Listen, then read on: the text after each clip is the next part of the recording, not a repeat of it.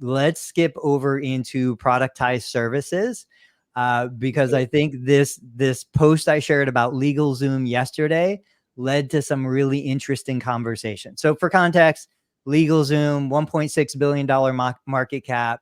And before you came on, what I was saying was Health mention. He said, I thought you guys were the celebrity PTs. Yeah. Tony is. I'm getting there. I'm trying to get there. So for 100 years, if somebody wanted to start a business, you would hire an attorney, right? The attorney would draft these documents to create the corporation, the LLC, whatever is going to be. If somebody wanted a will, if somebody wanted a trust drafted, they would hire an attorney. They'd pay them an hourly fee. Eventually, that kind of evolved to the attorney just selling the price of the final document. And even for us, like my wife and I, we had wills made up as our kids were being born, and we did all of the things you need to do as a responsible adult. And, you know, it was like $1,500 or $2,000. But I guarantee the attorney we hired, we had no idea who we should hire. We had no idea who to go to. We kind of randomly picked somebody off word of mouth. And I'm sure that wasn't the first will he created. I'm sure he was working from a framework that he had created previously that he adapted for us. In the clinic, you know, I used to accept physical therapy students. I don't do it anymore because I'm not a good CI anymore, because I'm not on site enough. But when I did, one of the first things we would talk about is like, look, if I get a patient who has a neck problem, a back problem, a hip problem, a knee problem, a shoulder problem, they all need to do the same basic stuff. They need to pick stuff up. They need to push. They need to pull. They need to carry. They need to lift. Like, so if I created a treatment of 10 things, those 10 things would probably help 90% of the referrals that are going to come through my door. Why do I feel compelled to do things differently, you know, for each different person? Because we're all humans. We all have the same basic structures and the same basic physiology. So I'm always trying to find that balance as a clinician between what should be systematized, because I know this works. I know the recipe to make. Last night we made chocolate chip cookies. They were amazing chocolate chip cookies. My 11-year-old loves cooking. He did everything from scratch by himself. He knows the recipe. He just follows the recipe. He doesn't need to get creative. And when you get creative, you can make something amazing, or you can make something that's horrible. My point in this is, we see LegalZoom come on the scene. They systematize a lot of the stuff that, you know, was fragmented across the market. And now instead of $3,000 or $5,000 for a legal document, you're getting it for $300 or $500. Is it as personalized and unique as an individual attorney would deliver? Maybe not, but is it good enough? If we know that most small businesses fail, do I need a $5,000 LLC created for me? Or can I get away with a $500 LLC? And then when that business proves itself, then I'll invest and get a better legal document that's more customized to me. I think that holds true for therapy.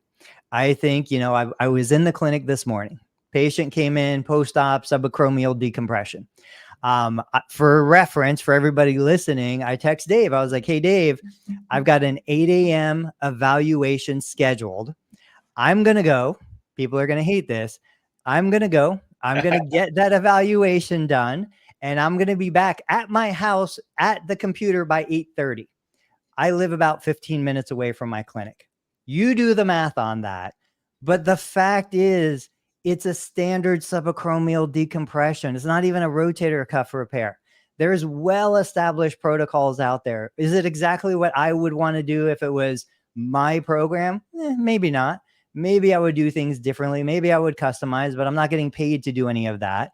Plus, it's a proven recipe for success. I know if the patient does these things, follows these guidelines, they are going to do well 80% of the time. So let's reserve the quality of the therapist. Let's reserve what we do uniquely for the evaluation, for the planning, for the reassessment.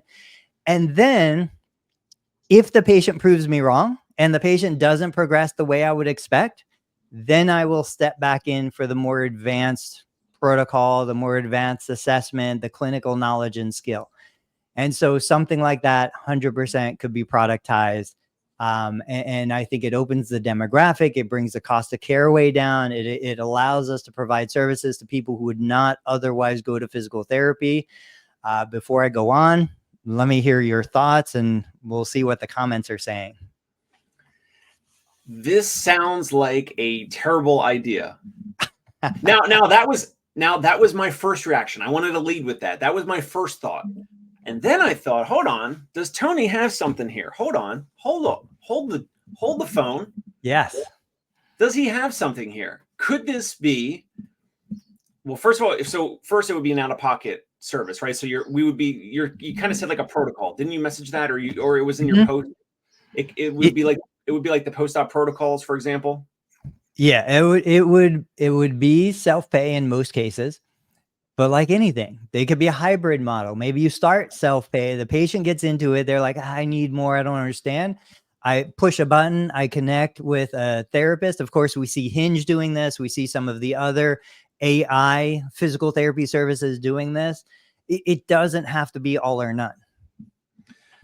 So I was you sent this, I think, last night or yesterday, and my first thought was, this sounds like a terrible idea. My immediate thought was, okay, LegalZoom is pretty big. It's been around for a while, maybe 15 years, maybe 20 years. It's been around for a while. You just said it was 1 point whatever billion in market cap.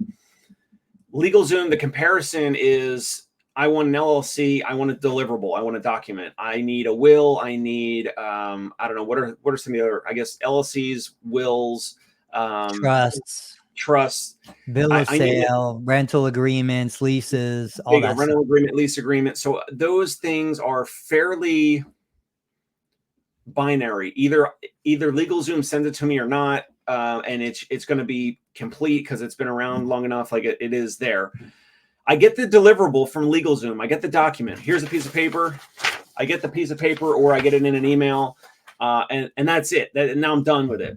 The challenge with your idea is that the person buys the same type of thing, like an email, like an attachment, a digital file that they could print out if they wanted to, or they would just have it digitally. The same thing if you and I buy an LLC or a trust or whatever, or a will from LegalZoom, we buy it and it probably automatically sends it to us, or it's in the LegalZoom account of ours, whatever. So it lives there. It's this digital thing. The challenge with your idea, as you know, is that the potential patient out there that has back pain or post-op knee surgery or whatever, they go on this hypothetical platform that you're talking about, a physical therapy version of LegalZoom. They buy the protocol, but then they have to go do the thing. They have to do the reps. They have to do the stuff, which you and I know humans are not typically great at. I agree. It would be amazing on the one end of the continuum to allow more access to people who that don't have the money or the resources or the insurance to even go to a, quote unquote mill or whatever. So there's people that they don't have transportation. They can't go to an outpatient mill or corporate clinic or whatever you want to call it. Could this allow access to proven treatment that, like you said, is not the same thing as being with you and me in person, but it could be potentially the big pillars, the main pillars of what they would need, right? Yeah. So I think the comparison is, it's not as easy as LegalZoom on the deliverable side, because then the person then has to take the document and say, okay, where am I at? I'm 1 week post-op, or I have chronic low back pain, and here's what it's telling me to do on day 1 or whatever. And humans, humans need help with accountability and follow up and follow through and all that. And so this still could help some people. I was also thinking that this, you didn't mention it, but maybe you kind of have it infused in your idea, which would be someone like Tony, someone like, I don't know, Cameron Dennis, someone like Michael Derry, someone like David Bailiff, Mike Chua, anyone that's online that has some type of following. If they offered this, they could have some protocols be purchased by patients or potential people outside of state lines. I don't know how that would go, by the way. But they could also do what you've done with Clarity FM, where this could be something that shows that you have some extra legitimacy. And maybe it's easier for you to sell private pay services to someone who wants you and wants the full thing. And the people that can't afford the full thing in person, they buy this protocol from you, even if it's curated from this website. So my initial thought was terrible idea. Second thought was, hold on, this could be something that therapists can sell. They make it once, and it could certainly be at the end of 12 months or at the end of your first year, it could potentially be meaningful income. So I love what Scott, and I'm assuming it's Scott here, says the big difference between a good cook following a recipe and a good chef. And you're right. Like you need cooks. They're I don't know, line cooks, and they just get out there and they crank out the same recipe over and over and over again. Then you have the chef who actually creates the menu, who looks at the big picture, who thinks about what the restaurant needs for the night, understands the consumer, understands the people coming in. I would say the chef, in my example, is creating the treatment protocol. And this is such an important element in this. Like, I've been at this long enough. I pretty well know what are the questions a typical patient with this condition is going to ask, or what are the questions the patient doesn't even know they should be asking, And so I can fill all of those questions with answers that I would put into video, or I would deliver it in some one-to-many deliverable solution. But as the chef, if I truly want to be compensated as a great chef, if I want to make hundreds of thousands or millions of dollars, I need a scalable solution. I can't cook every meal, right? And that's why we have cooks, line cooks, who do the cooking. And for whatever reason, they're going to make a lot less than the head chef would make, but they're going to be happy and they're going to be satisfied. And there's tons of therapists out there who want to be that line cook. Awesome. And there was a time in my life that I wanted to be that line cook, literally as a cook or as a therapist or as anything else. The thing that you keep bringing up, and I'm going to reference like confirmation bias, because it's the same conversation you and I have had about manual therapy. There was a great therapist who was so kind to engage me in a back and forth in the comments to my post. And they said, there's so much power in human touch. It's therapeutic, human connections and those relationships and all of that. And I totally acknowledge it. But I also acknowledge that this feeds into that confirmation bias. Why does Dave Kittle only believe or think patients want manual therapy? The reason why patients are going to Dave is because they want manual therapy. Well, because Dave does manual therapy, and the patients who go to Dave want manual therapy. I would not go to Dave because I don't want manual therapy. If I was the patient, or even my family members that I talk to, they don't want to be touched. They don't want that connection. They have those boxes checked in other ways. And this was something that I said for myself. Like, I don't want socialization, but I'm not a 72-year-old living alone, right? I get more socialization than I want in a day. I get more human contact than I want in a day. If somebody, and I'm not saying there's no power in the human touch, but I get it from my kids. I get it from my dog. I get it from my wife. I don't need to pay somebody to give it to me. I am the person you never hear of. I am the person you never see, because I am the person that's never going to go to a physical therapist. I am not going to do that. But if the door was open to say, oh, now I have a solution that didn't exist before. Now, yeah, I see patients, Dave. I'm sure you see patients. They go on Google, they research, they're intelligent, they're educated, they're successful. They know how to find the right information. Like, I have no problem with therapy or patients searching information, especially when they understand how information works. You're like that. You learned Google Ads.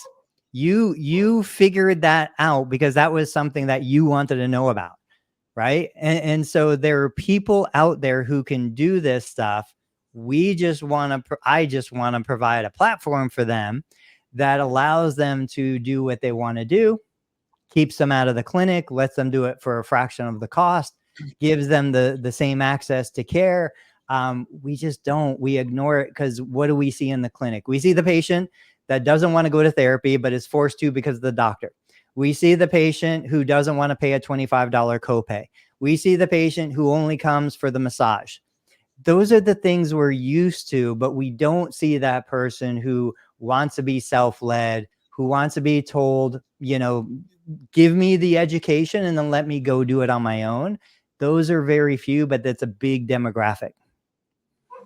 All right. So let's say we have a bunch of people watching live right now. So let's get a little tactical, Tony. Let's say a therapist watching, listening wants to do this. They want to offer this. They want to make some of these. I think it could be as simple as this. You go find some protocols. Maybe you edit them, you change them, you make them unique to you, your preference, whatever that you've seen that works. You should also maybe speak to a lawyer and or ChatGPT about some section of having some liability and release form or something if someone's going to buy this. Okay, let's say we check that box, we move on. Pricing. Are you thinking like 25 to 50 bucks per protocol, per self-treatment? And should we call it self-treatment?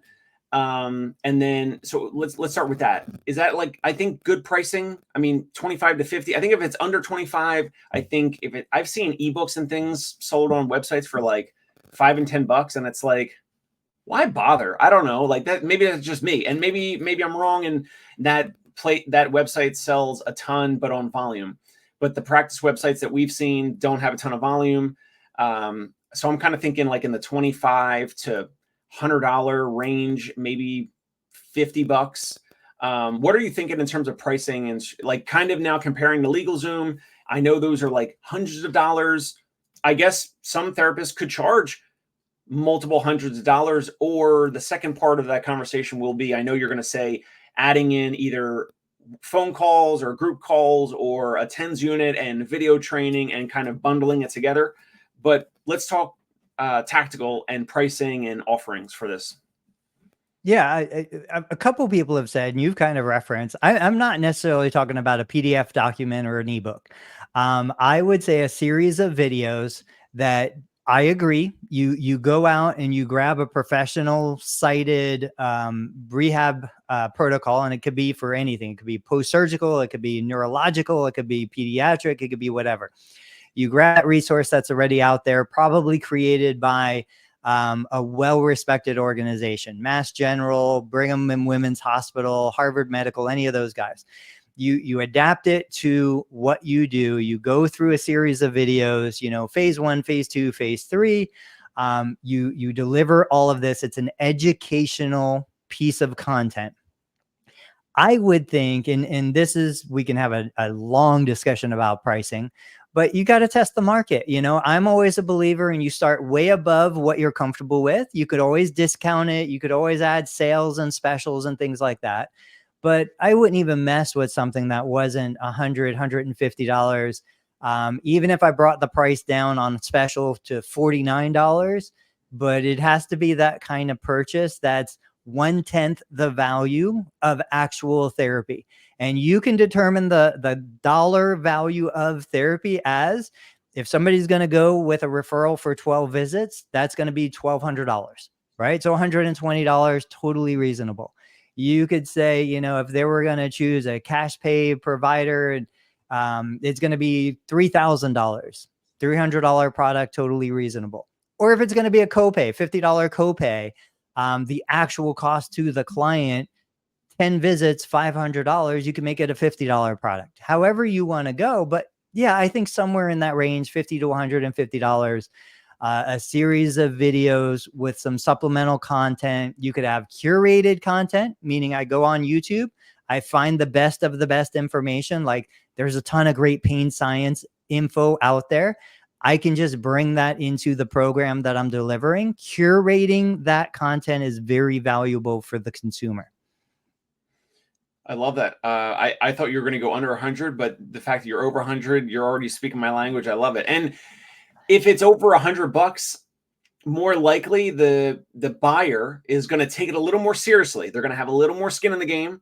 And guess what? This, they're going to be more likely to actually do the follow through and complete the exercise, the self treatment or whatever. And I know I like your distinction of saying that it's an educational offering or educational piece of content. And So does that mean you would not say the word treatment, or you would not have self-treatment in there? It would be specifically for educational purposes only, even though someone could take themselves through post-op ACL, post-op knee replacement, whatever, and maybe they only need to go to an office once a week or once every 2 weeks, and then the rest they do at home through this offering. But do you suggest, and again, we're not lawyers, you should speak to your lawyer, do you suggest that therapists say that it's educational in nature only and not treatment or self-treatment or anything like that? Yes, because it is, and because when you think of the psychology of the consumer we're targeting, that is what they're looking for. If they were looking for treatment, if they were looking for hands-on, if they wanted you to do it to them, they would go and hire you. That is not what they're looking for. They're looking for a do-it-yourself program that teaches them what to do, that teaches them what to look for, that gives them the tools and the resources, just like we did in PT school. And this is where I always go back to, like, there are these, every therapist that I talk to goes straight to like worst case scenario, the most complicated case in the world. I'm like, look, yes, there are those outliers, but most of the time there's a bell curve, 95% that falls under the center of the bell curve, 2 standard deviations away. I'm not a statistician, so bear with me. We can serve that community. And I learned, right? At some point, we all learned, how do I treat a patient with Parkinson's? How do I treat a patient with a rotator cuff repair? I didn't go to school to learn how to treat Bob Smith because Bob Smith is a unique individual. I went to school to learn how to treat Parkinson's, how to treat total knee replacement, how to treat the condition. And that's basically what we're providing. We're providing the solution to treat the condition. There's going to be anomalies. There's going to be, outliers. There's going to be this stuff, but let's open that door. And what happens? Even if I just sell 10, 20, 30 a week or a month or a year, that's extra money that goes into my bank account that allows me to work with the more complicated cases that do need my direct attention, that do need my clinical brain to figure out what's going on. But if I waste all my time on the low-hanging fruit, the stuff that doesn't need real clinical thought, that's where I think, plus one more solution here. We don't have enough clinicians for the demand. So, in my area, still, we're talking multiple weeks. We're talking 3 to 6 weeks on average for a patient to schedule a new evaluation. If I can absorb a lot of the easy stuff, get it out of the system, I can allow patients to get in quicker. More complicated patients who actually need therapists, who are using their clinical brains, it increases like access, it increases value, it solves a lot of problems. Love it. Anything else with the LegalZoom of physical therapy protocols? We talked pricing, we talked offerings. Would you suggest that they use like gumroad.com, or that they use some other website to link to have the document there? I've used gumroad.com, but I don't know. I know you mentioned other platforms and other apps and things like that over the years. Probably better for them to just use some other website that takes a cut to fulfill it, or did they make this a PDF, they link it from their website, they put up a PayPal or a Stripe payment portal or whatever, they still have to pay a cut to the credit card processor. Maybe it's a little less. What are their options there? Yeah, I think a percentage of millions is much better than, 0% of $10. I think the next step for this is you look at, okay, what are similar services that are out there? We know prehab guys have their app, they have their program. You and I have discussed that several weeks ago. Kelly Starrett was another name that came up. He has some online courses that patients can buy. There used to be, and man, I want to say Rob Vining might have interviewed this guy. Somebody interviewed this guy. I thought he was an Australian therapist. I don't remember if it was called iMove, or there was an app where he had a ton of post-op protocols that were available for patients. It was like $10 a month. It was an awesome program, but I completely lost touch with what's going on with this. He did an interview with somebody. I'm going to go try and find it. There are examples out there. We don't have to recreate the wheel. We model the success that's already existing. And even when you look at LegalZoom, they do have services. They have upgrades where you could pay to talk to a lawyer. You can go into groups that they have on specific topics. We see that natural evolution in these businesses. And even though LegalZoom today is 1.6 billion market cap, it wasn't that when they started. So this is where I think you find the therapist is the chef who creates the original formula, the recipe, but they get connected with maybe venture capital. They get connected with an engineer that's going to build the hardware and the platform to deliver the service. Most of us want to try and duct tape everything together. But if we really want to create the next billion-dollar company in this model, I think we need to look at how others have done it. And as I go down this road, I realize it's way easier than any of us ever expected. I was watching a video, and I know we're getting close to the end. They were saying that even though it's harder today to raise capital, to raise funding than it was maybe 5 or 6 years ago, the limiting factor for investors who want to deploy capital isn't capital. They have the money. It's finding founders who have ideas and who have the motivation to put into a new business. So every single person who's tuned in today, we're still at 11 eyeballs on this. They have the idea, they have the motivation, they have the inspiration. And I would say you guys have been honing the sharpness of your blade in the most challenging, difficult, unrelenting market. If you just took half the skill that you've developed in healthcare and matched it with venture capital and maybe a tech founder, I think it's unbelievable what could be produced. We just don't have that connection yet. What are you thinking?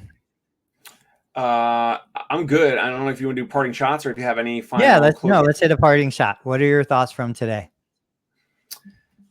Well, I do like bringing back the Caitlin Clark and the comparison to the physical therapy world about the sentiment around. But I don't want to leave on that. So we'll talk about the continued reminder to think outside the box, the LegalZoom comparison, the LegalZoom idea for physical therapy protocols and treatment. But again, you're going to call it an educational offering. I do agree with you 100%, Tony, that the people buying it, that potentially would be buying it, would actually be buying it as an educational program and not necessarily treatment, even though it kind of is self-treatment. But again, the ones that really want the hands-on manual therapy, the accountability, the patients that say like, how does my knee look? I was in here 2 days ago. How does it look now? How does it feel? Like that. Those people probably won't buy this type of thing because they want the actual treatment. This can open up a lot more access to people in socioeconomic areas that maybe don't have the resources and the ability to get to an office or to even have, Luna home visits or concierge pain relief home visits or whatever it might be. So I love the idea. All of you continue to think outside the box. Give us some feedback on this. Let us know if this makes some sense and if you actually take some action and do some of this. If you start offering some of these protocols on your website or anywhere else on social media, we'd love to see it. We'd love to give you some feedback or our thoughts on it. So that's my parting shot. How about you, Tony? I'm going to say, and Jimmy has it here. If you're not satisfied, if you're not happy, if you're not getting the result you want for the effort you're putting in, just remember your basic physics, right? Work is force times distance. We need a longer lever. You get a long enough lever, you can move the earth. We just need a longer lever to achieve the outcome that we're looking for. Dave, as always, thank you so much for being here. Everybody who's been watching, thank you so much. Join us Thursday at 8:30 a.m. We'll see you then.